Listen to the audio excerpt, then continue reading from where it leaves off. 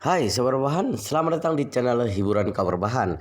Admin akan membacakan kelanjutan sebuah cerita novel yang sangat seru, yang sangat menarik, yang sangat menghibur, yang sangat layak untuk diikuti dari awal hingga akhir. Sebuah cerita novel yang berjudul The Story of Ichen. Tetapi sebelum melanjutkannya, pastikan kalian sudah subscribe channel ini dan aktifkan lonceng notifikasinya agar tidak ketinggalan jika admin upload video terbaru. Jika kalian menyukai cerita seperti ini, jangan lupa like. Jika berkenan, share juga ke teman-teman lainnya agar teman-teman lainnya juga mendapatkan informasi dan hiburan di channel ini. Baik, kita lanjutkan di part ke-425 bertepatan dengan bab ke-2047. Kekuatan besar dari mesin panah berat cukup untuk menembus tengkorak seorang pada jarak yang begitu dekat. Ditambah lagi dengan Tuan Su ini yang pada dasarnya adalah seorang pembunuh nomor satu yang sangat ahli dalam menggunakan panah untuk membunuh orang.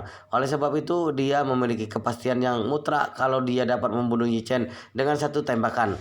Dia mulai karirnya di bidang pembunuhan selama 15 tahun dan tidak pernah gagal membunuh orang menggunakan panah. Oleh sebab itu setelah dia membidik Yi Chen dengan gerakan yang sangat cepat, segera setelah itu dia pun menarik pelatuk tanpa sedikit pun keraguan. Tali busur dari mesin panah mengeluarkan suara dengungan. Segera setelah itu sebuah anak panah yang terbuat dari paduan titanium dan serat karbon pun langsung melesat ke pelipis Yi Chen. Kecepatan mesin panah melampaui 100 meter per detik. Terlebih lagi, mesin panah berat ini adalah senjata pembunuh yang telah dimodifikasi, kecepatannya hampir mendekati 200 meter per detik. Pada jarak yang begitu dekat, kecepatan yang tersisa bagi pihak lawan untuk bereaksi tidak lebih dari 0,5 detik. Yang juga berarti pihak lawan bahkan tidak memiliki kesempatan untuk memutar kepalanya untuk melihat sekilas. Oleh sebab itu Tuan Su itu sudah memiliki gambaran kalau dia akan memandang Yi Chen sebagai orang yang telah mati. Dia bahkan telah mempersiapkan diri untuk menyaksikan kepala Yi Chen meledak dengan mata sendiri. Selain itu dia paham benar kalau kepala anak panah ini sangat beracun. Bahkan walaupun hanya sedikit menggores kulit dari pihak lawan pasti akan mati juga. Tetapi yang membuatnya sama sekali tidak menduga adalah bahkan Yi Chen tidak melihat ke arahnya. Dia hanya mengeluarkan tangannya dan menangkapnya dengan acuh tidak acuh. Dan dia pun berhasil menangkap anak panah yang melesat kepadanya. Bagaimana mungkin? Mata Tuan Su itu sudah terbelalak dengan mulut yang ternganga saking terkejutnya. Kapten kapal juga tercengang. Dia melontarkan, "Tuan Su, bukan pandangan mataku yang salah, bukan. Yang tergenggam oleh bocah itu di tangannya adalah anak panah yang baru saja Anda tembakkan ke sana, bukan?" Dalam sekejap keringat dingin Tuan Su pun bercucuran. "Iya, bocah itu benar-benar luar biasa. Aku tidak pernah melihat orang yang sekuat ini." Selesai berbicara, Tuan Su bergegas menanyakan, "Sebenarnya siapa dia?" Wajah kapten kapal tampak amat ketakutan. "Aku juga tidak tahu. Aku hanya mendapat perintah dari Tuan Besar yang menyuruhku untuk memberitahumu agar menghabisinya."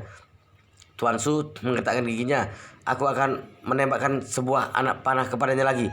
Aku tidak percaya kalau dia masih dapat menangkapnya." Mesin panah ini memiliki 2 set tali busur, dapat memuat 2 anak panah. 2 anak panah dapat ditembakkan secara berturut-turut. Setelah 2 anak panah ditembakkan, maka tali busur harus dipasang ulang. Mesin panah yang begitu berat, memasang tali busur bukanlah pekerjaan yang mudah. Bahkan jika dilakukan oleh orang yang bermarga Xiu itu seorang diri, paling tidak itu juga akan memakan waktu selama belasan detik. Oleh sebab itu, 1 anak panah yang tersisa ini adalah kesempatannya yang terakhir.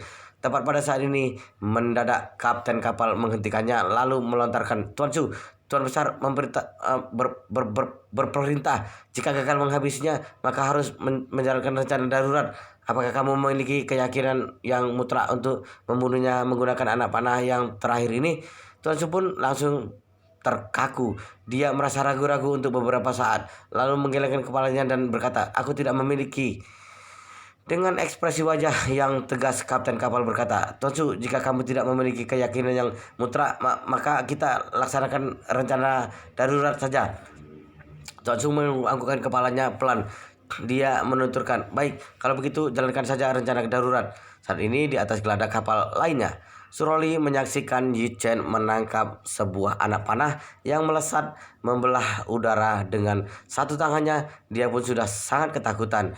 Dia berseru di dalam hatinya, sebenarnya dia adalah manusia atau bukan? Kekuatan dari anak panah ini jauh lebih besar dibandingkan dengan seranganku barusan itu. Selain itu, gerakannya jauh lebih cepat dibandingkan denganku. Bahkan tanpa melihatnya, bisa-bisanya dia menangkapnya dengan satu tangan. Sebenarnya setinggi apa tingkat ilmu bela diri orang ini? Saat ini Yi Chen mendapati ekspresi wajah Suroli tampak tercengang. Dia tersenyum datar dan melontarkan, "Kenapa? Apa kamu merasa sudut pandanganmu terhadap dunia telah dijungkir balikan?" Dengan susah payah Suroli menganggukkan kepalanya dengan pelan. Meski dia tidak bersedia mengakui kegagalan dan ketidakmampuannya, tetapi memang benar bahwa kekuatan pria di hadapannya ini sudah tidak terbayangkan, benar-benar sudah melampaui pengetahuan tentang seni bela diri. Sesekali Chen tertawa dingin. Dia memutar kepalanya dan melihat ke arah kapal di depan itu.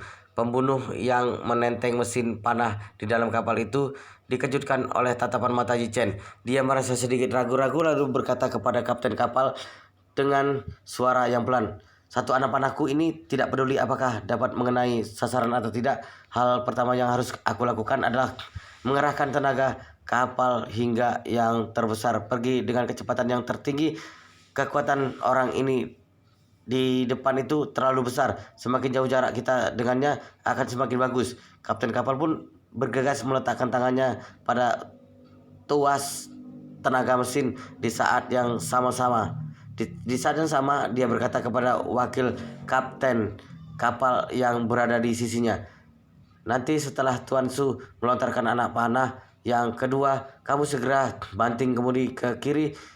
Di saat yang sama, aku akan memaksimalkan tenaga kuda yang terbesar. Apakah sudah mengerti?" Wakil kapten kapal langsung melontarkan, "Sudah mengerti." "Baik." Kapten kapal mengangguk-anggukkan kepala dengan wajah yang tegang. Dia menatap ke arah Tuan Su yang berada di sebelahnya. Tuan Su itu menarik napas panjang. Segera setelah itu dia langsung menarik pelatuk dan menembakkan sebuah anak panah dingin. Kemudian dia bergegas berteriak nyaring, "Pergi, cepat pergi!" Kapten dan wakil kapten kapal langsung mulai bekerja sama mengendalikan kapal untuk menungkik tajam ke kiri dan bersiap-siap melarikan diri dengan kecepatan penuh. Tepat ketika dia menembakkan anak panah itu, Yi Chen pun sudah merasakan kalau anak panah itu sedang melesat kepadanya. Awalnya dia berniat untuk mengeluarkan tangannya dan menangkapnya, tetapi tiba-tiba dia menghentikan gerakannya karena dia sadar bahwa anak panah itu bukanlah melesat ke arahnya, melainkan melesat ke arah Suroli yang berada di sisinya.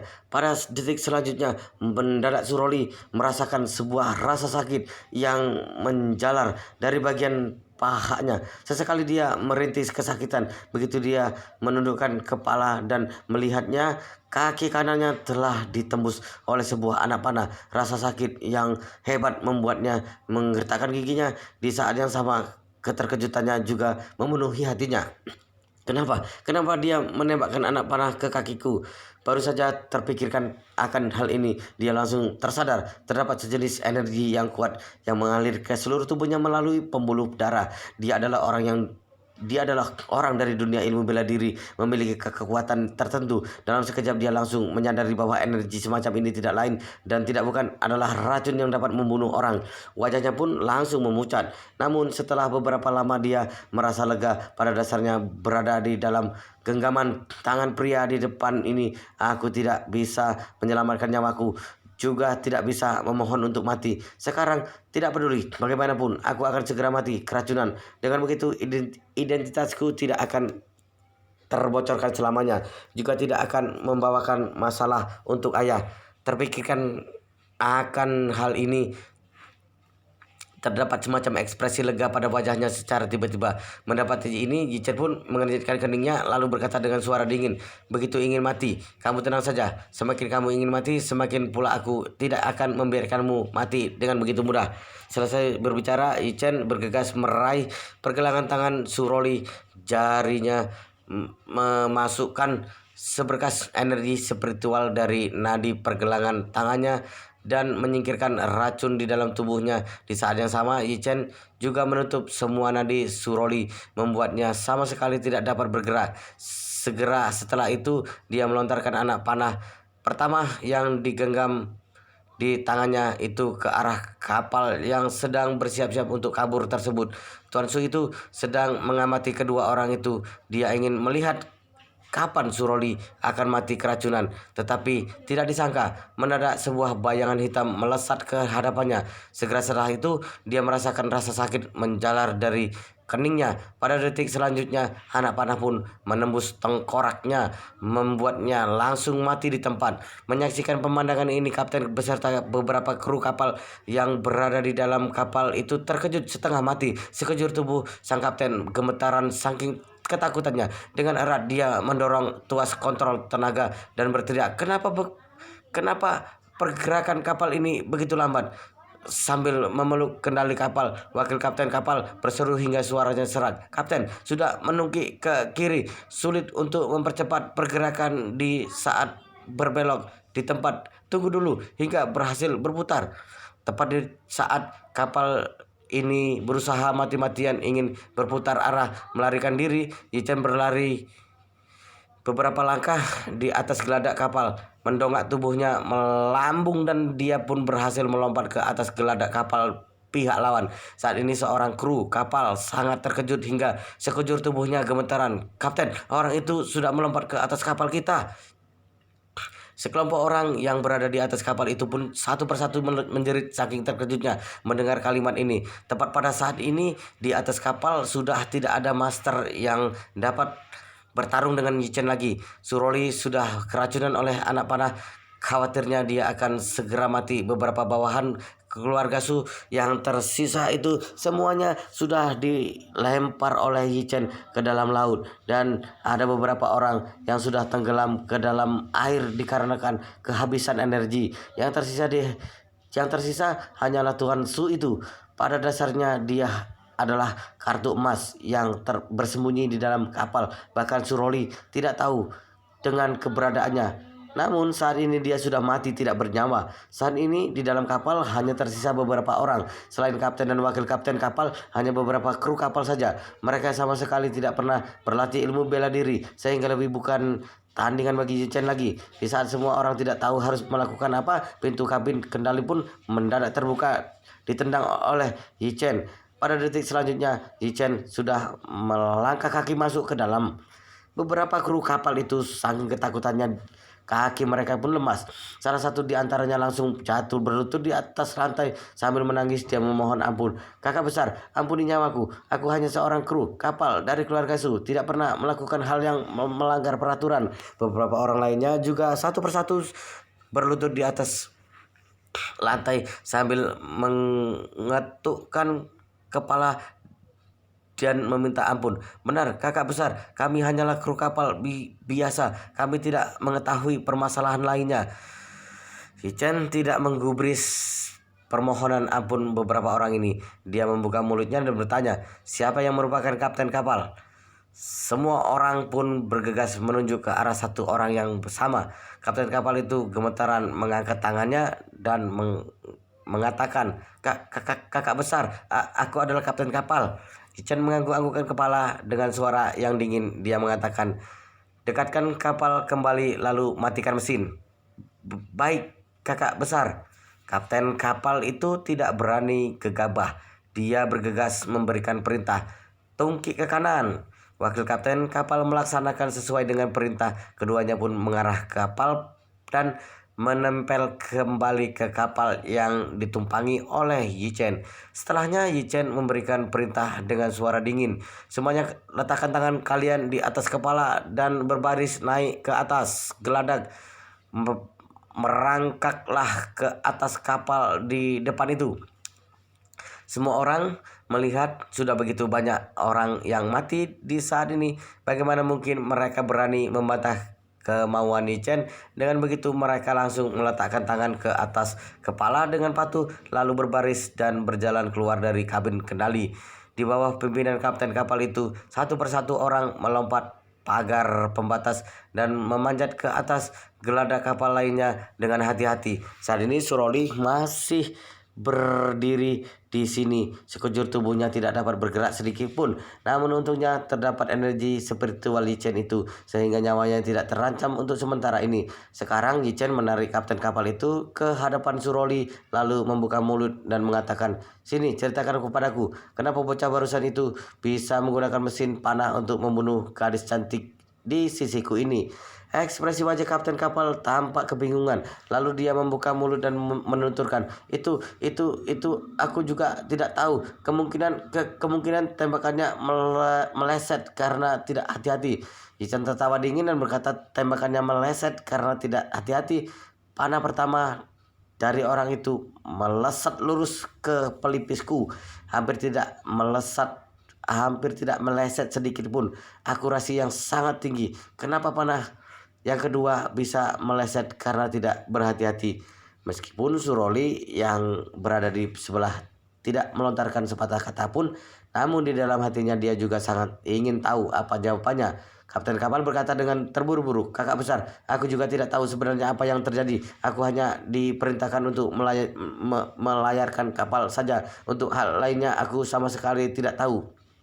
Yichen mengangguk-anggukkan kepalanya. "Tidak tahu bukan? Sangat bagus. Kalau begitu terjun saja ke laut untuk dimakan oleh ikan hiu."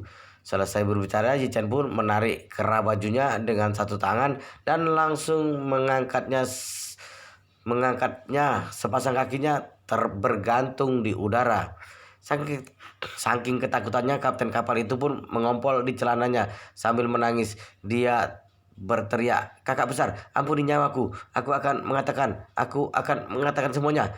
Setelah itu, kapten pun berkata sambil berterisak, "Dari dulu aku membantu Tuan Besar untuk melayarkan kapal. Kali ini secara khusus diutus oleh Tuan Besar ke Jepang untuk melaksanakan misi. Awalnya Tuan Besar tidak bersungguh-sungguh ingin menyelamatkan dan membawa pulang Nona Su. Karena begitu Nona Su diselamatkan dan dibawa pulang, tidak hanya perlu mengeluarkan uang yang banyak, tetapi juga akan mendatangkan masalah yang sangat besar, membuat pemerintahan Jepang membenci kepala keluarga Su secara berkepanjangan. Oleh sebab itu, dia sengaja merancang sebuah rencana." Yichen menginjitkan keningnya dan bertanya, "Merancang rencana apa?" Kapten kapal berkata sesuai dengan kenyataan. "Berdasarkan rencananya, setelah melayarkan kapal malam ini, aku akan segera melayarkan kapal menuju titik yang sudah ditentukan di lepas laut. Pasukan Angkatan Laut Jepang sudah bersiap-siap di sana. Begitu kapal tiba di titik yang sudah ditentukan, mereka akan langsung melakukan pengepungan, melakukan penyergapan, penangkapan dan membawa Nona Su kembali." Yichen semakin tercengang. Menangkapnya kembali, mengeluarkan upaya yang begitu besar untuk menyelamatkannya keluar. Kenapa ingin mengerahkan upaya yang begitu besar untuk membuatnya tertangkap kembali? Kapten kapal menggelengkan kepala dan melontarkan, Aku tidak paham dengan itu. Aku hanya tahu kalau begitu perintah Tuan Besar kepada kami." Yichen bertanya lagi, "Bagaimana dengan pemanah barusan itu?" Kapten kapal bergegas mengatakan, "Pemanah itu bermarga Su, bernama Su Chao-qian. Dia adalah raja senjata dingin dengan reputasi yang sangat besar di dalam dunia pembunuhan bayaran. Tuan Besar bermaksud menjadikan sebagai sebuah rencana darurat." Sekali lagi, Yichen bertanya, "Apa maksud rencana darurat itu? Lebih baik kamu langsung mengatakannya dengan jelas kepadaku. Kalau tidak, aku akan mencabut nyawamu." Saking ketakutannya, kapten kapal pun berteriak dan terisak, "Aku akan mengatakannya. Aku akan mengatakannya. Kali ini aku akan mengatakannya dengan jelas. Rencana darurat adalah jika saja pasukan bela diri Jepang gagal menangkap Nona Su, maka Tuan Su akan menghabisi Nona Su menggunakan panah, lalu menyerahkan mayatnya kepada pasukan bela diri." Begitu kalimatnya dilontarkan, wajah Suroli pun mendadak memucat. Dengan wajah yang tampak tidak percaya, dia berkata dengan suara yang nyaring, "Apa yang kamu katakan? Rencana darurat Tuan Besar adalah menghabisiku?" "Tidak salah."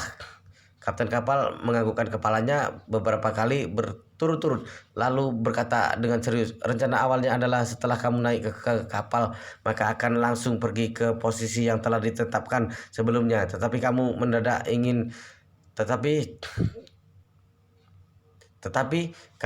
ingin memburu dan membunuh kakak besar ini. Tuan Besar juga menyetujuinya. Oleh sebab itu perjalanan kita pun mengalami perubahan untuk sementara. Bahkan Tuan Besar secara khusus meneleponku, menyuruhku agar membawamu untuk membunuh kakak besar ini terlebih dahulu, lalu setelahnya baru melayarkan kapal dan membawamu ke posisi yang sudah ditentukan sebelumnya dan bertemu dengan pasukan bela diri Jepang. Dia juga berkata, jika terjadi situasi apapun yang tidak dapat dikendalikan, maka harus menyuruh Tuan Su untuk menjalankan secara darurat dan membunuhmu. Dia berkata bahwa ini adalah satu-satunya cara untuk mencegah masalah di masa depan. Mata Suroli dipenuhi dengan air mata. Dia menggelengkan kepalanya dengan sekuat tenaga dan berkata, "Tidak mungkin, kamu pasti sedang beromong kosong. Bagaimana mungkin Tuan Besar menyuruh kalian untuk membunuhku? Aku adalah..." Berbicara sampai di sini, dia sadar kalau dia sudah salah berbicara. Dia pun langsung membungkuk mulutnya. Sebenarnya dia dipikirkan di dalam hatinya, dia adalah cucu kandung Su Chengpeng. Bagaimana mungkin dia ingin membunuhnya? Apalagi meskipun dia memiliki niat tersebut, ayahnya Su Saudao juga tidak mungkin akan menyetujuinya. Kapten kapal itu mendapati Suroli tidak percaya. Dia bergegas menuturkan, "Nona Su, aku benar-benar tidak berbohong, tidak beromong kosong.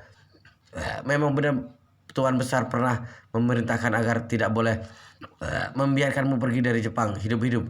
Meskipun kamu sudah mati, juga tetap harus menyerahkan mayatmu kepada pasukan bela diri di Jepang." Suroli bergumam, "Tidak mungkin, ini tidak mungkin, ini tidak masuk akal. Selain itu juga tidak beralasan."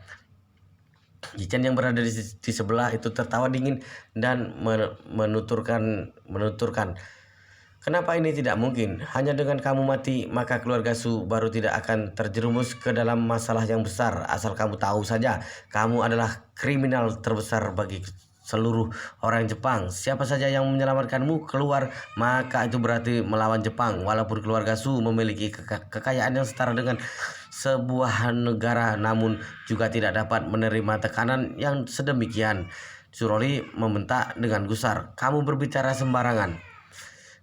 "Aku berbicara sembarangan?" Yichen tertawa dingin dan menuturkan, "Meskipun aku tidak tahu sebenarnya apa rencana tua bangka keluarga Su itu, tapi aku percaya semua yang mereka katakan itu pasti adalah yang sebenarnya." Suroli menggelengkan kepalanya dan mengatakan, "Aku tidak percaya. Tidak ada satupun dari mereka yang aku percayai." Yichen berkata dengan datar, "Tidak perlu panik jika kamu tidak percaya. Tentu saja aku memiliki cara untuk membuatmu percaya." Selesai berbicara, Yichen menatap ke arah kapten kapal itu lalu menanyakan, "Dengan alat apa kamu berkomunikasi dengan kepala keluarga Su?" Kapten kapal bergegas berkata, "Telepon satelit." Yichen bertanya lagi, "Di mana telepon satelit itu?" "Di dalam saku baju dalamku." Yichen memerintahkan dengan berkata, "Kamu hubungi tua bangka itu sekarang juga. Katakan kepadanya kalau Suroli telah dibunuh. Dengar apa yang aku katakan. Dengar apa yang akan dikatakan olehnya." Pada saat ini kapten kapal itu hanya ingin hidup. Dengan begitu dia pun bertanya kepada Jichen sambil gemetaran, "Kakak besar, jika aku mendengarkan Anda, apakah Anda akan mengampuni nyawa hinaku?" Jichen mengangguk-anggukkan kepala. Dia memberikan jaminan, "Asalkan kamu bekerja sama dengan patuh, maka aku dapat mengampunimu. Bahkan kelak aku bisa mengatur sebuah identitas baru untukmu, membiarkanmu memulai hidup baru dari awal lagi." Begitu lawan berbicara mendengar perkataan ini, dia langsung berkata penuh syukur sambil berterisak, "Kakak besar, dengan kalimat Anda ini, maka aku akan mendengarkan semua perkataan Anda." Yichen berkata dengan puas, "Baik, kalau begitu kamu katakan sesuai dengan semua yang aku katakan." Sambil berbicara, Yichen berpikir untuk sesaat. Lalu dia berkata lagi, "Karena anjing tua Su Chengpeng itu sudah merancang sebuah rencana darurat, maka kamu katakan saja secara gamblang kepadanya bahwa Suroli sudah mati dikarenakan oleh rencana daruratnya. Setelah itu dia langsung membisikkan beberapa kata di sisi telinga lawan bicaranya. Setelah kapten kapal itu mendengarnya, dia pun menganggukkan kepalanya beberapa kali berturut-turut sambil mengangkat telepon satelitnya, lalu dia menarik antenanya yang panjang dan menghubungi Tuan Besar Su Chengpeng. Saat ini Su Chengpeng berada di rumahnya di Yanjing, sedang menunggu laporan darinya. Begitu telepon terhubung, Su Chengpeng pun bergegas mengatakan, bagaimana dengan kondisi saat ini? Barusan setelah Suroli berhasil dikendalikan oleh Yichen, kapten kapal pun langsung menelpon dan sudah melaporkan kondisi. Oleh sebab itu sekarang Tuan Besar sangat khawatir kalau akan terjadi sesuatu yang tidak terduga. Kapten kapal mengikuti perintah dari Yichen. Dia membuka mulutnya. Tuan Besar, barusan jantung Suroli telah ditembus oleh anak panah Tuan Su. Sekarang dia sudah mati. Su Chengpeng bertanya, apakah yakin Suroli sudah mati? Kapten berkata dengan tergesa-gesa, yakin, kami sudah melihatnya dengan mata kepala sendiri. Setelah anak panah mengenai Nona Su, beberapa detik kemudian dia pun mati keracunan. Su Chengpeng bergegas bertanya, kalau begitu bagaimana dengan mayatnya? Apakah masih ada di tengah pria itu? Kapten kapal menjawabnya, mayatnya sudah dilemparkan oleh pria itu ke dalam laut. Kami khawatir kalau dia akan datang dan memburu kami. Oleh sebab itu kami pun kabur duluan. Kabur? Su Chengpeng membentak dan berkata dengan gusar, berani-beraninya kamu belum mendapatkan mayat Suroli, kalian pun kabur begitu saja. Siapa yang menyuruh kalian kabur? Orang Jepang masih menunggu, bagaimana aku harus bertanggung jawab kepada orang Jepang? Kapten kapal berkata dengan canggung, Tuan Besar, kemampuan pria itu terlalu kuat. Kami sama sekali bukanlah tandingan baginya. Jika kami tidak pergi secepatnya, maka dia pasti akan menghabisi kami semua. Su Chengpeng meletakkan giginya dan memaki, aku tidak peduli dengan itu. Sekarang juga kamu kembali dan temukan, meskipun harus menyelam ke dasar laut, tetap harus menemukan mayat Suroli. Jika orang Jepang tidak mendapatkan mayat Suroli, maka aku akan meminta pertanggungjawabanmu. Kapten kapal bergegas menuturkan, Tuan Besar, yang pasti Nona sudah mati. Apa gunanya orang Jepang masih menginginkan mayatnya? Su Chengpeng membentak penuh kesal. Sejak awal aku sudah membuat kesepakatan dengan orang dari Departemen Kepolisian Metropolitan Jepang. Semua yang dilakukan malam ini sama sekali bukan untuk membantu Suroli melarikan diri, melainkan bersandiwara untuk beberapa orang. Tidak peduli apakah Suroli mati maupun hidup, orang Jepang tetap harus menangkapnya dan membawanya pulang untuk memberikan sebuah pertanggungjawaban kepada rakyat mereka. Sambil berbicara, Su Chengpeng berkata lagi, kamu harus menemukan tubuh Suroli, lalu pergi ke posisi yang sudah ditetapkan untuk menyerahkannya kepada orang Jepang. Jika kamu merusak hal baikku, sialan, aku akan mencabut nyawamu. Ketika Suroli mendengar perkataan ini, sekujur tubuhnya sudah disambar oleh petir. Tak hanya wajahnya yang amat pucat, selain itu air matanya sudah membentuk sebuah garis. Bahkan mimpi pun tidak pernah dibayangkan olehnya. Kalau kakek kandungnya sendiri ternyata menginginkan nyawanya, barusan jika bukan pria di hadapannya ini, khawatirnya dari awal dia sudah mati dibunuh oleh anak panah yang sudah dilumuri dengan racun itu. Wow, luar biasa sekali guys, ceritanya sangat seru, sangat menarik, sangat menghibur, sangat membuat kita penasaran jika tidak mengetahui cerita kelanjutannya. Tetapi sepertinya di bab ini sampai di sini dulu dan kita akan lanjutkan di bab berikutnya di video selanjutnya. Pastikan kalian sudah subscribe channel ini dan aktifkan lonceng notifikasinya agar tidak ketinggalan jika admin upload video terbaru. Jika kalian menyukai cerita seperti ini, jangan lupa like, jika berkenan share juga ke teman-teman lainnya juga, biar teman-teman lainnya juga mendapatkan informasi dan hiburan di channel ini. Baik, kita lanjutkan di bab berikutnya di video selanjutnya.